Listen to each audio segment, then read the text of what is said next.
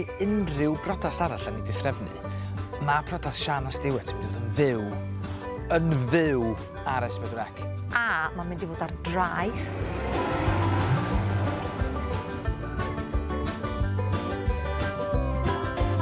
Stiw a Sian. Dafydd Iwan, da chi a... Uwch.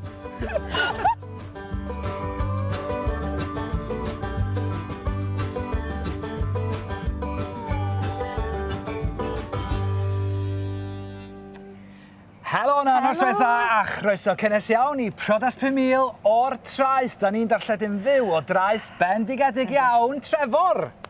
Rwan ta chi adre nath bleidleisio a phenderfynu ar pa gwpl fysa chi'n licio gweld yn cael bendith Priodas yn fyw yma heno yma. A'r pa workers ydy Sian Robert a Stewart Owen o Groeswan, Ger Gaernarfon. Ac yn debyg iawn i bob priodas arall da ni wedi threfnu, 5,000 o bunna sydd yn y pot, de. Yep. A mae'r 5,000 yma wedi mynd yn bell tu hwnt, dydi Ams? O, ydy. Felly, dewch i ni ddangos i chi sut da ni wedi bod yn gwario'r pres. Un peth mawr i sortio ydy'r bwyd, wan da ni'n gwybod na hoff fwyd Stew ydy McDonald's.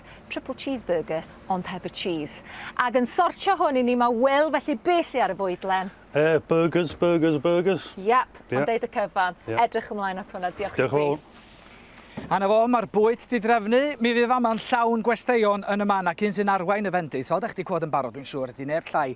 Na Dafydd Iwan, noswaith dda. Noswaith dda. Sut ydych chi'n teimlo, Dafydd? Wel, reit nerfus a dweud y gwir, achos mae'n draeth bendigedig, tywydd yn wych, a ryw deimlad bod ni'n adeiladu at uchafbwynt gwirioneddol edrych ymlaen. Gwych iawn, da ni'n eisiau gwell?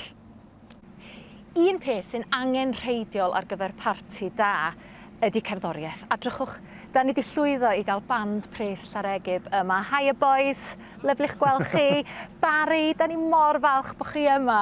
O, ti'n bod beth, da ni'n falch hefyd. Mae wedi bod yn fusol ar gig cyntaf yma, ar tywydd, de. Ia, a sbi ar y lle yma, tydi o'n bendigedig. Hyfryd. Digon o sŵn i ni nes ymlaen. Gobeithio, de? Greit.